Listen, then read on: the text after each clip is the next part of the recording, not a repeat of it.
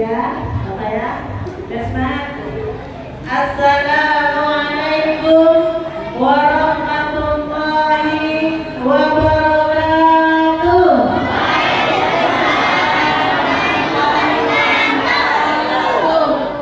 Sunnah 3 kali. Karena yang di luar hanya belum kompak. Assalamualaikum warahmatullahi wabarakatuh.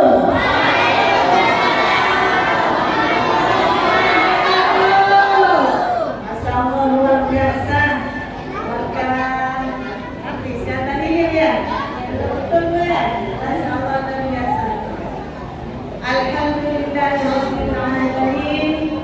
Assalatu wassalamu ala sayyidina Muhammadin nabiyil ummi wa ala alihi wa sahbihi ajma'in. Amma ba'du. Yang saya muliakan para ahli ulama, para tokoh masyarakat, Lutuf, kemudian para panitia, pembina Majelis Taklim Rawdatul Jannah, semuanya yang tidak bisa saya sebutkan. Kemudian selanjutnya saya muliakan juga para hadirin, ibu-ibu, bapak-bapak. Alhamdulillah, dengan izin Allah hari ini kita bisa bersilaturahim dalam rangka memperingati Maulid Nabi Sallallahu Alaihi Wasallam. Allahumma shalli wa sallim wa barik alaihi. Alhamdulillah. Untuk selanjutnya kita dalam keadaan sehat walafiat. Setelah 2 tahun lebih kita tertimpa apa? Wabah COVID-19. Dengan izin Allah juga, mudah-mudahan langsung Allah cabut semua wabah musibah yang menimpa khususnya orang Indonesia, khususnya di Kalimantan Barat. Amin ya rabbal alamin. Alhamdulillah, pada pagi ini kita bisa melaksanakan Maulid Nabi bersama-sama ya Ibu ya. Nah, Maulid Nabi ini bukan hanya ada sekarang, tapi Maulid Nabi ini bisa saja 1 bulan pun, bisa saja seterusnya kita ingatkan bahwa ada orang yang agung, orang yang besar, dan itu adalah utusan Allah lahir pada tanggal berapa Ibu? 12 Rabiul Awal. Nah, ini sekarang tahun berapa? Udah berabad-abad kita Bu, kita nggak pernah melihat Rasulullah, tetapi keteladanan Rasulullah perlu kita belajar banyak sama Allah, masyarakat, surah-surah, para imam, para pembina, para ustadzah, para kiai. Alhamdulillah, walaupun kita tidak pernah melihat Rasulullah, tetapi semangat Rasulullah, keteladanan Rasulullah telah dijelaskan di dalam Al-Quran maupun hadis. Hadis itu adalah perkataan Rasulullah, perbuatan Rasulullah, tindakan Rasulullah, ketetapan Rasulullah. Itu adalah hadis yang harus kita teladani. Sejak kapankah Maulid Nabi itu ada? Sejak kapan Maulid Nabi itu ada? Siapa yang tahu? Siapa yang tahu sejak kapan Maulid Nabi itu ada? Iya. Kalau di Al-Quran itu, Ibu, di surat Maryam, Bapak, wassalamun alaihi yaumu wulidtu wa yaumu yamutu wa yauma ub'atsu hayya. Selamat, kan? Selamat kepadanya. Maksudnya kepadanya siapa? Nabi Isa alaihi salam. Selamat pada kelahiran Nabi Isa, di mana Nabi Isa telah dilahirkan, kemudian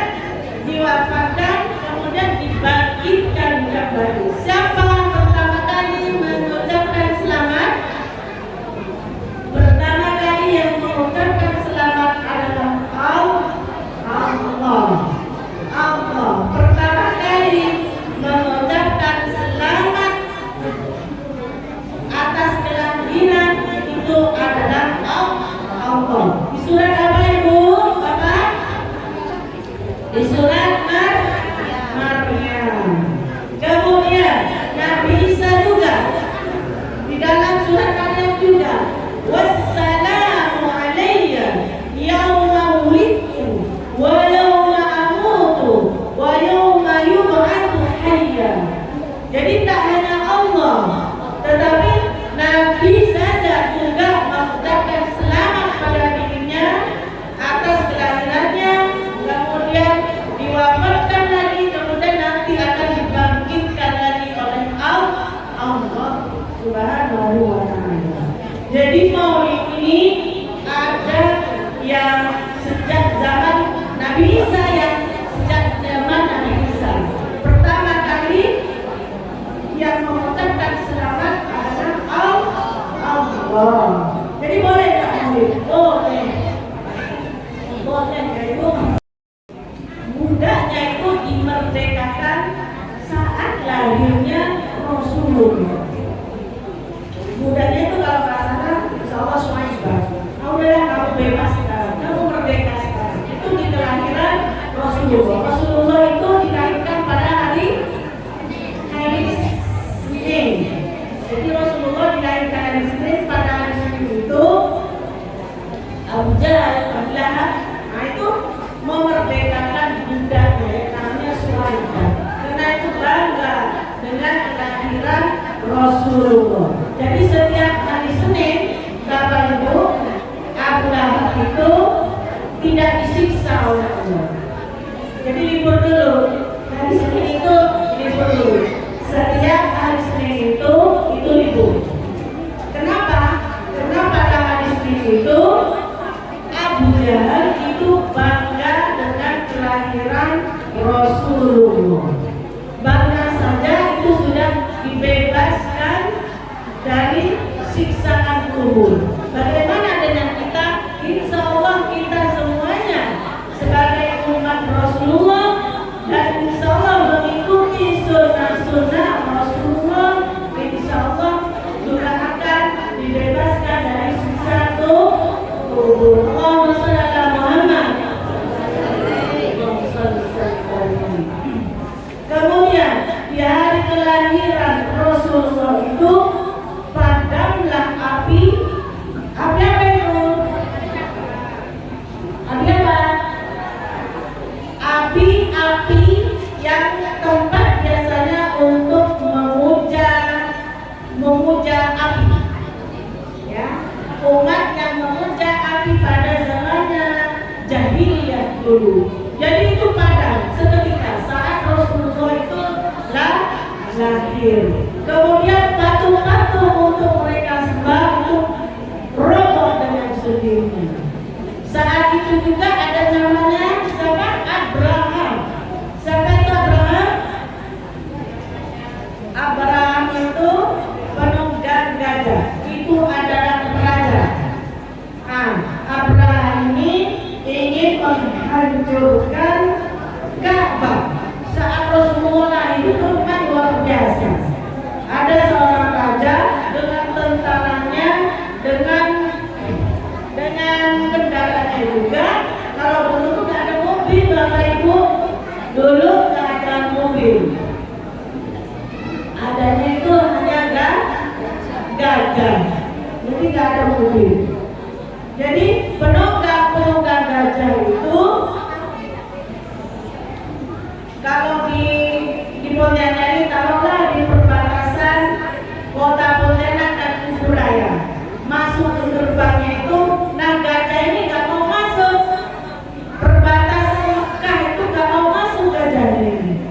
Dia langsung tunduk ke tanah semuanya. Ini karena gajahnya ini duduk dan nggak mau jalan, marahlah si raja dan tentaranya. Walaupun ditarik dia nggak mau. Walaupun ditarik pada pun dia nggak mau. Karena niatnya sudah jelek ya, karena mau menghancurkan Ka'bah. Dia sudah punya prediksi. Kalau nanti Ka'bah ini dibiarkan, pasti akan banyak peziarah dari seluruh dunia. Mereka sudah punya prediksi.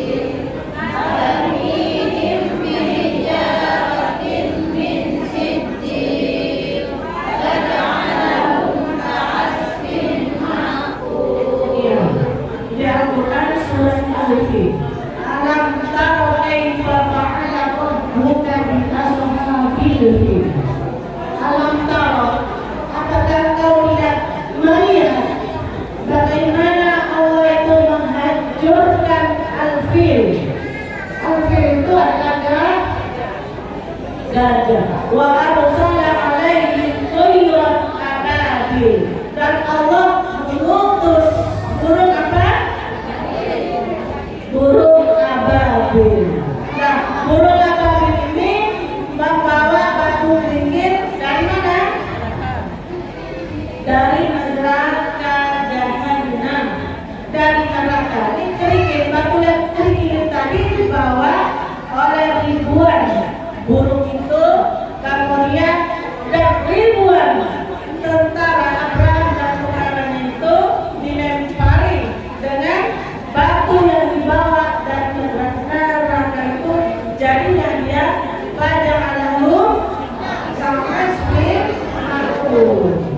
Jadilah Abraham dan gajahnya seperti apa itu? Seperti daun dimakan ular.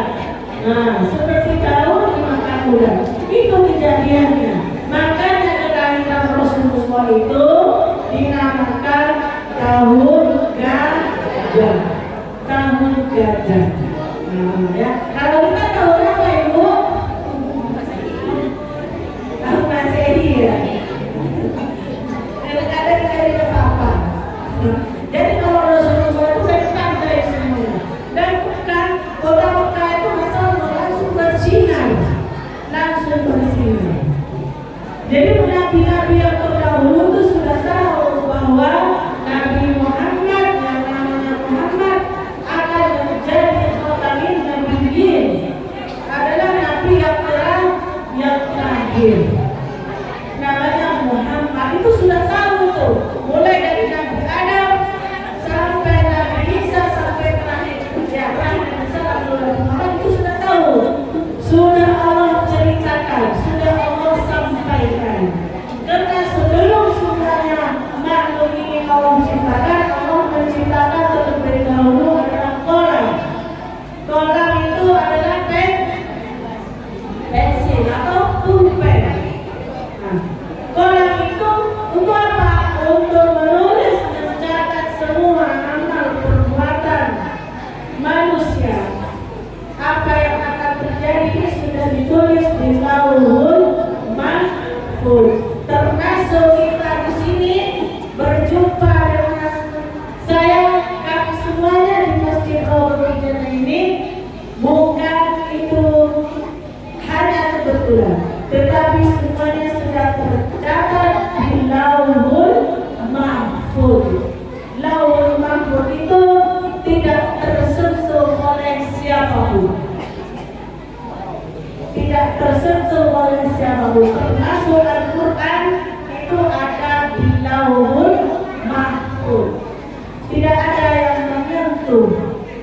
La yamassuhu illal mutahharun. Tidak ada yang menyentuh siapapun. Ada di situ, tapi tidak dibuka. Nah, nasib kita bagaimana?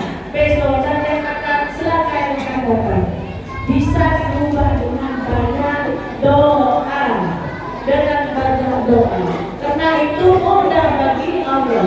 Tidak arada syai'an ayyakuna lahu kun fayakun. Insyaallah akan semuanya biasanya itu. Allah kalau menginginkan sesuatu cukup kun fayakun. Jadilah, maka jadi. Sangat kuasa Allah, sangat kuasa. Jadi apa yang perlu kita teladani dari Rasulullah Sallallahu Alaihi Wasallam? Apa itu? Apa yang harus kita teladani? Akhlakul karimahnya. Pertama, akhlakul karimahnya itu yang apa? Jujur, ya, jujur, sifat-sifat jujur.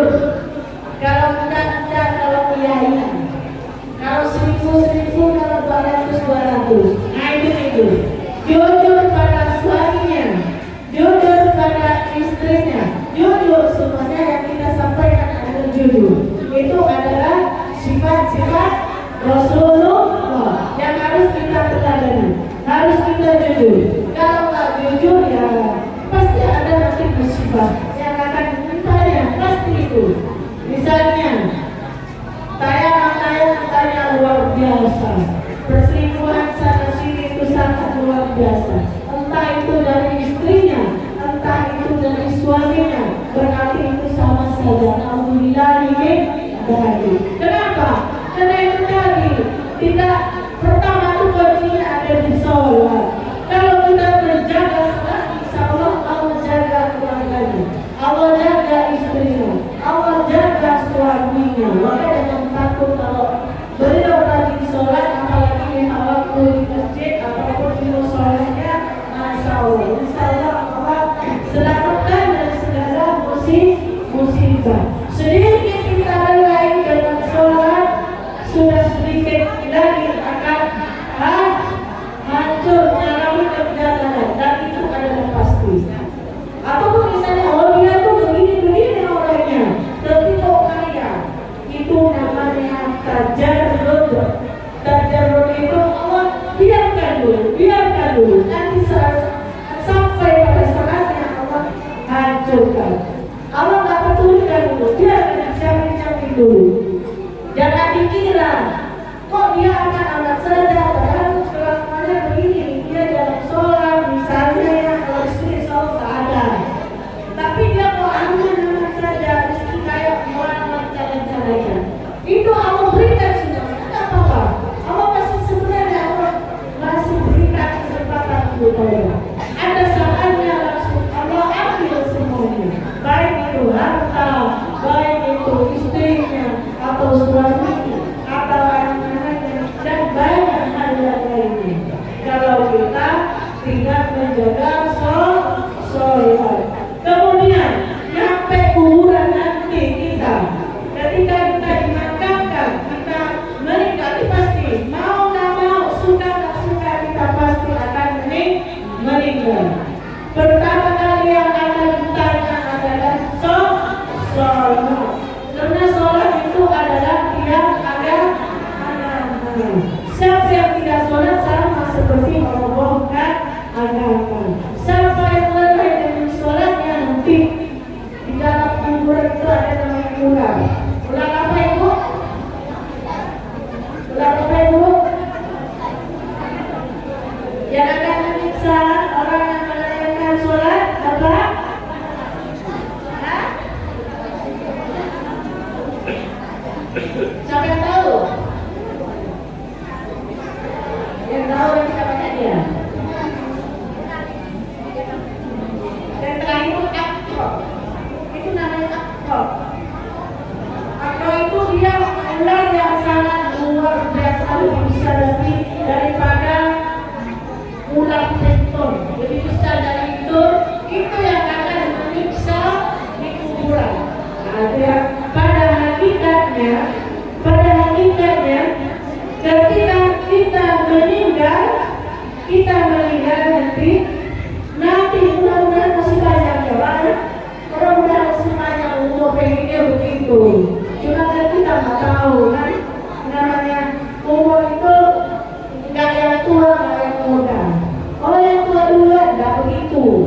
Siapa yang sudah habis urusannya dengan Allah aduh. Nah, nyampe ke kuburan nih, nah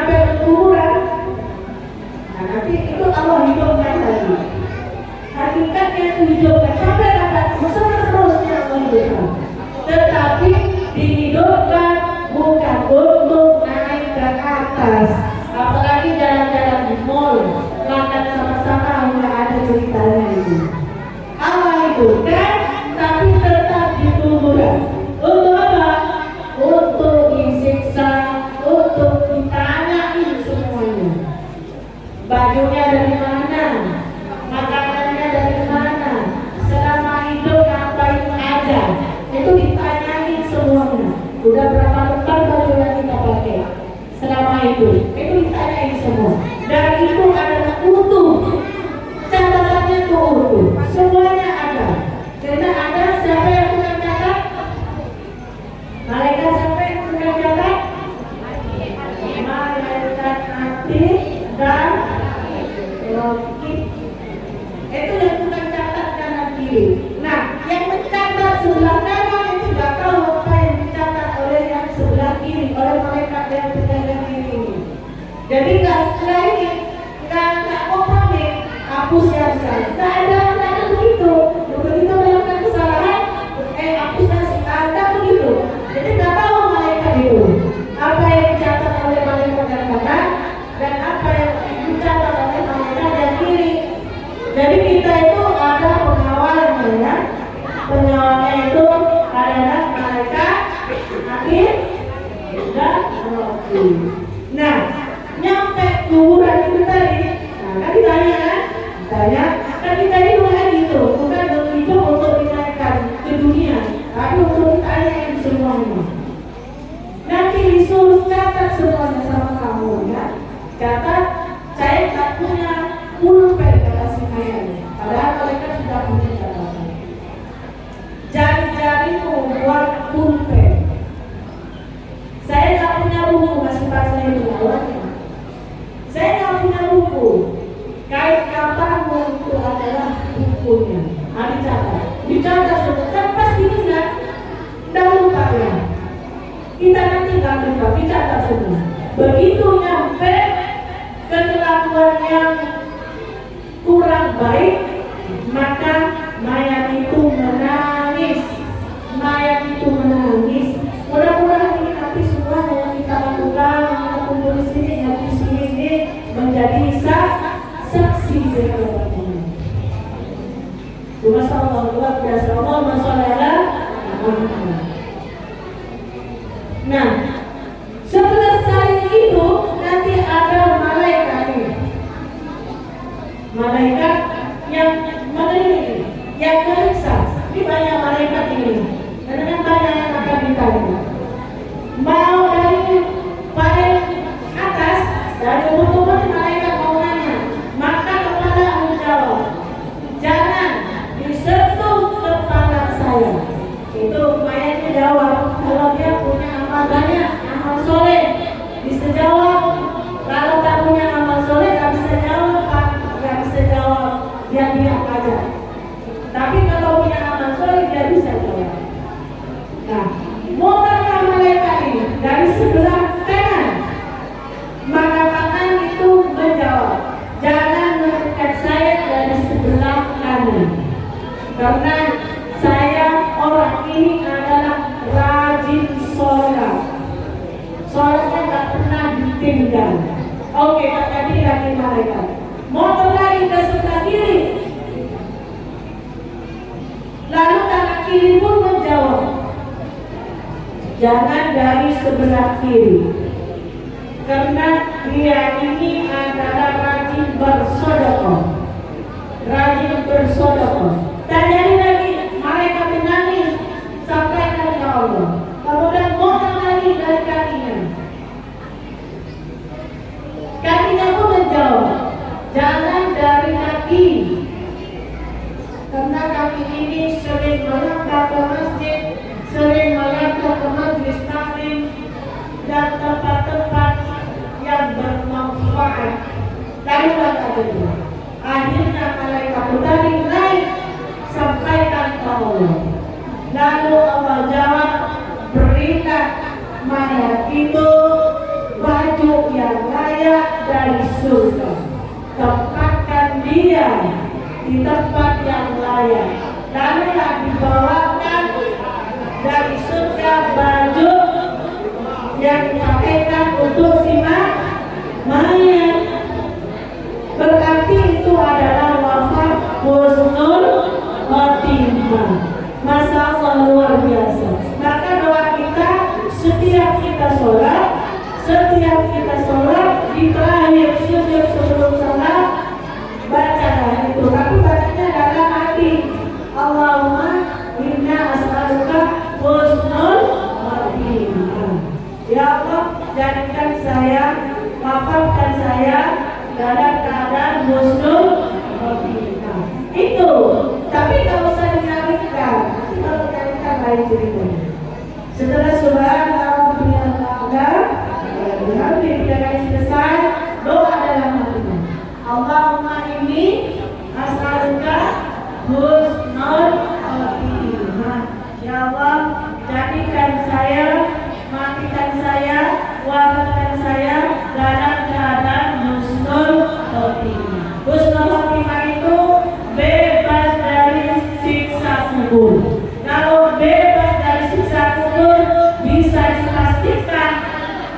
itu masuk surga. Bukan semuanya apa yang diperintahkan Allah dan Rasulnya. Kerjakan sunnah-sunnahnya semua semampu kita. Semampu kita bisa sholat ba'diyah, qabliyah dan seterusnya. Sampaikan, bicaralah yang baik-baik. Kan tadi baru masuk surga. Saya menjelaskan masih tentang kejujuran yang harus disadari sholat atau jannah. Lah kalau tak sampai masuk di sunnah-sunnah misalnya sampainya 50. Misalnya, nah ini yang tidak begitu, yang tidak amanah. Ketika diberikan amanah, tidak amanah. Nah ini yang kita berinya. Kalau misalnya bantuan 10 juta, sampaikan aja 10 juta. Jangan dipotong-potong lagi. Ini contoh. Ini insya Allah Rasulullah ini amanah semuanya. Masya Allah itu saya menyampaikan semuanya. Ini karena ingin meneladani ahlak Rasulullah. Kemudian kita mesti harus bersabar, sabar. Ya, sabar itu sabar, sholat berjamaah dalam musolanya atau masjidnya, sabar membaca Al-Quran. Paling berat sholat itu dia subuh, luar biasa beratnya kan? Berarti bagaimana? Harus sabar. Kemudian ikhlas. Jadi kita harus ikhlas. Datang ke sini harus ikhlas. Mungkin nanti ada pengajian yang dibina oleh masjid pembina Suratul Jannah. Pasti harus sabar datang. Pasti harus sabar menuntut ilmu. Seorang aktiviti di kota putrinya, karena itu adalah amanat dari Allah. Sekarang asal mau sekolah aja, insya Allah beasiswa banyak banget dari pemerintah, dari masyarakat juga banyak. Tidak mau apa tidak? Insya Allah sekolah itu nggak mau. Kuliah itu nggak mau. Kuliah itu murah. Ya insya Allah. Ibu bapak ibu sekolah nanti. Aku nanti insya Allah siapa? Wa man yattaqillah yaj'al lahu makhraja. Siapa yang bertakwa, Allah siapkan, Allah berikan jalan keluar. Wa man yattaqillah yaj'al lahu makhraja wa yarzuqhu min haitsu la yahtasib. Dan Allah berikan rezeki yang tidak disangka. Kemudian yang terakhir adalah rezekinya orang yang menikah. Nah itu Allah siapkan tuh pernikahan. Tapi kalau sudah menikah, kalau saya berarti ya ibu ya, silakan ibu. Setuju, insya Allah. Kemudian nasib sabar, ikhlas tadi, keteladanan Rasul ini semuanya yang harus kita pelajari dan insya Allah mampu. Angka Rasulullah itu adalah Al-Quran. Wa ma wuristu limutammiman makarimal akhlak. Jadi pertama kali yang Rasulullah sampaikan itu tentang akhlak. Allah menyuruh perbaiki dulu akhlaknya. Kalau perbaiki akhlaknya sudah bagus, insya Allah kepada Allah juga bagus. Sholatnya juga bagus, ibadah yang baik juga bagus. Karena Rasulullah diutus untuk menyempurnakan akhlak. Sebelum Rasulullah diutus, nah orang kafir Quraisy ini biasa membunuh hidup-hidup wanita, merampas hak-haknya.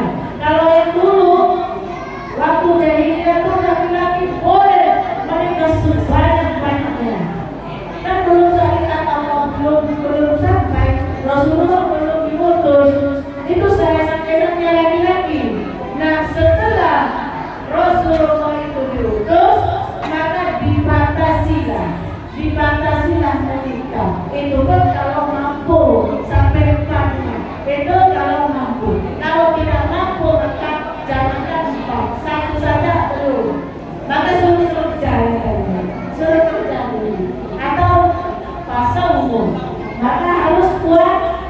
puasa. Kalau nggak mampu mereka ya suruh puasa. Nah, dan Rasulullah sudah turun sampai haknya berubah mereka dibatasi semuanya. Tidak boleh minum-minuman, tidak boleh mabuk-mabukan. Setelah Rasulullah diutus. Kalau sebelum Rasulullah diutus, mereka tuh mabuk, berzina, merampas, membunuh, perempuan itu dikubur hidup-hidup. Itu memang luar biasa.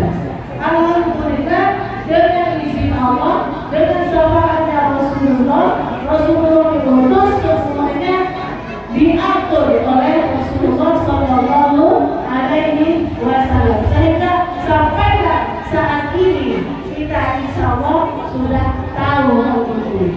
Ada yang boleh ditiru dari Rasulullah, ada yang tidak boleh ditiru. Apa itu? Yang tidak boleh ditiru? Apa itu? Ada tahu? Iya, istri Rasulullah Sallallahu itu adalah 11. Tapi untuk uangnya nggak boleh tiru itu, nggak boleh tiru, tidak boleh tiru, dan itu yang tidak boleh sama. Hanya dibatasi 4 itu pun kalau mampu. Dan istri Rasulullah istrinya yang mulia-mulia tentunya ibu, wanita mulia-mulia, wanita mulia-mulia. Meskipun itu janda tapi mulia. Kalau sudah istri Rasulullah ya mulia tentu saja masih cantik ya. Bahkan ada umurnya 60, 70 ya. Itu di apa ya? Dinikahi untuk menyelamatkan, bukan karena nafsu. Kalau Rasulullah menikah itu bukan karena nafsu, tetapi untuk menyelamatkan wanita, ya. Korban-korban perang misalnya, korban-korban pembunuhan, suaminya yang dibunuh oleh mereka yang tidak mau dengan Islam, lalu dibunuh. Akhirnya Rasulullah yang sudah menjadikan istri walaupun umurnya sudah sepuh. Kalau sekarang umur 70 itu sepuh banget enggak? Sepuh banget enggak? Sepuh banget. Jadi kalau umur nikah sampai itu umur segitu. Bukan yang muda-muda ya lo. Ini yang putus-putus ya, lulus sekolah ya. Betul yang tidak ada itu selamatkan. Kalau Rasulullah itu untuk menyelamatkan, kenapa istilah banyak untuk menyelamatkan, ya? Ini ada sejarahnya, ada sejarahnya. Kalau yang sekarang, wallahu a'lam, ya, barangkali ada juga sampai makanya ada wallahu a'lam juga. Barangkali sama-sama yang kaya untuk menyelamatkan.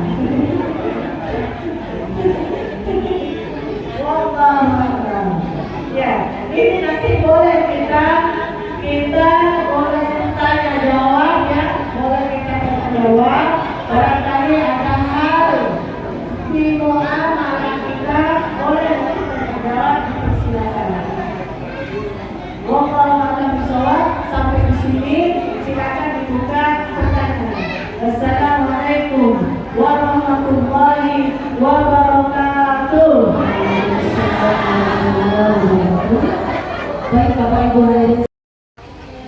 Assalamualaikum warahmatullahi wabarakatuh. Saya ingin bertanya, saya Bu Neni ya.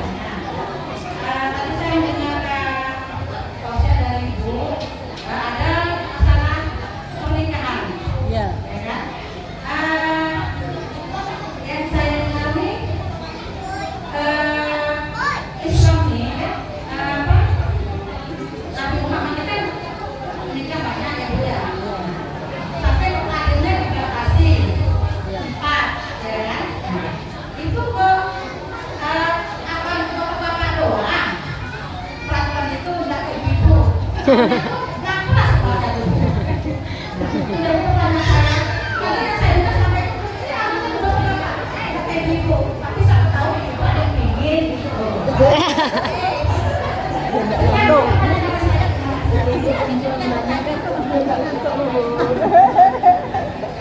tidak ngantuk. Masya Allah luar biasa.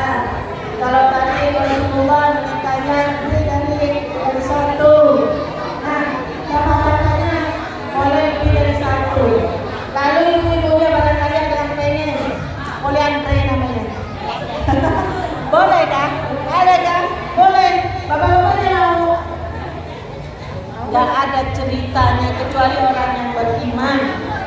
Kecuali orang yang beriman yang taat kepada Allah. Karena pada hakikatnya air itu adalah suci. Air itu adalah suci. Air apa yang saya maksud? Air nutfah. Nutfah itu adalah suci. Nutfah itu adalah air mani. Nah, itu kalau dicampur dua laki-laki itu akan menjadi tidak suci. Kemudian garis keturunannya akan menjadi rancu. Ini anaknya siapa? Ini anaknya siapa? Pak mirip si ayah. Jadi nggak boleh kalau perempuan itu. Nggak boleh. Kenapa? Ya itulah taatnya kita di situ. Perintah Allah kita taat kepada Allah dan taat sama Rasulullah. Gak ada ceritanya perempuan tuh menikah dua. Nggak boleh. Orang Islam tuh nggak boleh. Nggak tahu kalau orang Islam nggak tahu. Baik. Zaman sekarang ada. Kalau dibiarkan ya itu yang akan terjadi pasti itu yang terjadi. Kan beli 5.000 sudah dapat kota itu.